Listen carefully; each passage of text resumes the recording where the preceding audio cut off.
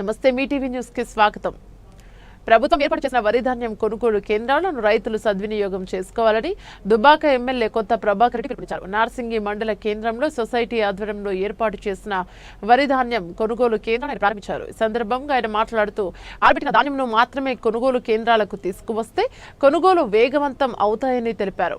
రైతులు ఎవరు కూడా దళారులను నమ్మి మోసపోవద్దని, ప్రభుత్వం ఇచ్చే మద్దతు ధర వడ్ల కొనుగోలు చేయడం జరుగుతోందని, పెద్దమ్మ దేవాలయంలో ప్రత్యేక పూజలు నిర్వహించారు. కళ్యాణ లక్ష్మి చెక్కులు పంపిణీ చేశారు. ఈ కార్యక్రమంలో మాజీ ఎంపీ సవితా రవీందర్, మాజీ జెడ్పీటీసీ బాణాపురం కృష్ణారెడ్డి, బీఆర్ఎస్ మండల అధ్యక్షులు బాబు, సొసైటీ చైర్మన్ శశిధర్ రెడ్డి, తహసీల్దార్ కరీం, ఎంపీడీఓ ఆనంద్, భూపతిరాజు, విష్ణువర్ధన్ రెడ్డి, జీవన్ కుమార్, వెంకటేష్ తదితరులు పాల్గొన్నారు.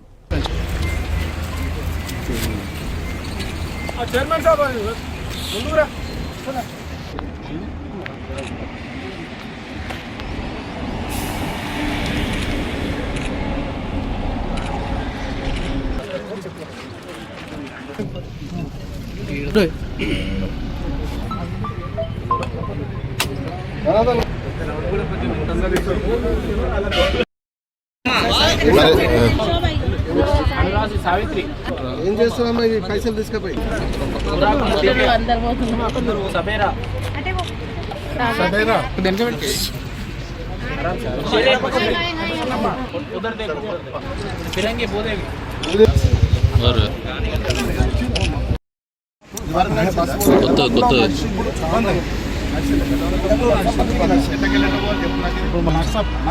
విలేజెస్ విద్యార్థులు బాగున్నారు.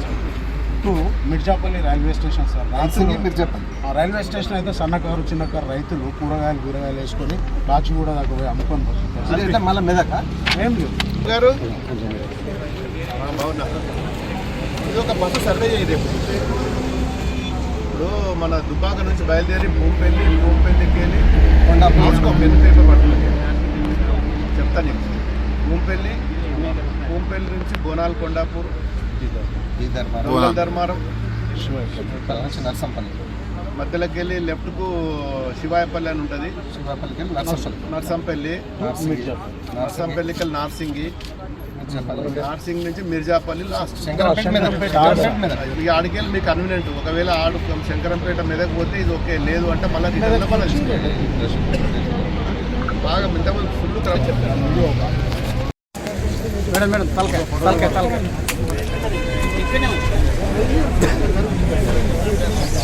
అన్న కృష్ణ వెనక్కి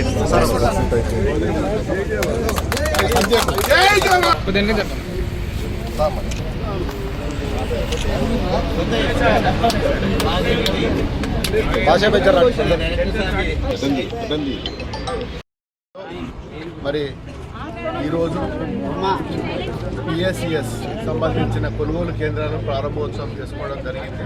మరి నేను కూడా అధికారులను మరి వారందరికీ మరి నా విన్నపం ఏంటంటే, దయచేసి మీరందరూ కూడా మరి అకాల వర్షాలు బాగా పడుతున్నాయి, వడగళ్ళ వానలు పడుతున్నాయి. మరి మీరు అన్ని గ్రామాలలో తిరిగి మరి ఏ గ్రామంలో మరి ఎన్ని లారీలు కావాలి, మరి సరి అయిన సరంజామా ఉన్నదా లేదా, సంచులు ఉన్నాయా, మరి అక్కడ ట్రాన్స్పోర్ట్ అలగేషన్ ఉన్నదా, మరి తర్వాత ఏ రైస్ మిల్లుకు అలగేషన్ చేసిర్రు, మరి అలాట్మెంట్ చేసిన రైస్ మిల్లను మరి వాటిని పూర్తి స్థాయిలో దగ్గరుండి చేయవలసిందిగా నేను విజ్ఞప్తి చేస్తున్నా. ముఖ్యంగా మరి మా పోలీస్ సోదరులు కూడా రోడ్ల మీద వడ్లండికి వస్తున్నారు. మొన్న నా దృష్టికి వచ్చింది, 2 కార్లు యాక్సిడెంట్ అయ్యి చాలా ఇబ్బంది పాలయ్యారు. 2 వీలర్లు అయితే చాలా యాక్సిడెంట్లు అవుతున్నాయి. మరి ఎక్కువ రోజులు ఉండకుండా మరి దాదాపు మరి ఒక 10-15 రోజులలో పూర్తి చేసినట్టయితే పూర్తిగా అన్ని గ్రామాలలో నుంచి ప్యాడీ ప్రొక్యూర్మెంట్ సంబంధించిన పిఎస్సిఎస్ సెంటర్లను పూర్తి స్థాయిలో నిర్వహించి మరి ఇది కాకుండా కూడా మరి మహిళా గ్రూప్ సంఘాలకు కూడా ఐకేపీ వాళ్ళకి కూడా సంఘాలు చాలా మరి వాళ్ళు కూడా కొనుగోలు కేంద్రాలు పెట్టుకున్నారు. ఇవన్నింటినీ కూడా త్వరలోనే అధికారులు మరి దగ్గరుండి, ఎక్కడో హైదరాబాద్ నుండి ఫోన్ల మీద నడిపేయడం కాదు, మీరు ఫీల్డ్ల మీద రావాలి. ఖచ్చితంగా వచ్చి మరి అన్ని గ్రామాలు తిరిగి రైస్ మిల్లలు ఏం జరుగుతుంది, ఏ ఊరికి ఏలార్ వచ్చింది, మరి పోయిందా లేదా, ఇవన్నీ తెలుసుకోవాల్సిన బాధ్యత మీకు ఉంటుంది. మరి ఎక్కడైనా రైతుల నుంచి మాకు ఫోన్ వచ్చి ప్రాబ్లం ఉందంటే ఖచ్చితంగా అధికారుల మీద చర్య తీసుకుంటాం. అవసరం అనుకుంటే సస్పెండ్ కూడా చేపిస్తాం. మరి జాగ్రత్తగా పనిచేయాలని చెప్పి మరి వర్షాలు పడితే పాపం వాళ్ళు ఎన్న కష్టపడ్డ మరి పూర్తిగా మరి నీళ్ళ పాలైపోతుంది. ఇన్ని రోజుల నుంచి పెట్టుబడి లేక మరి గతంలో ఆ ప్రభుత్వం ఉన్నప్పుడు మరి రుణమాఫీకి సంబంధించింది వీళ్ళు రుణమాఫీ ఇవ్వలేదు. కనీసం పెట్టుబడి సహాయం ఇస్తా అన్నది అది కూడా ఎగ్గొట్టిండ్రు. మరి రైతులు అప్పులు చేసుకొని 2 రూపాయలకు 3 రూపాయలకు వడ్డీలు తెచ్చుకున్నారు.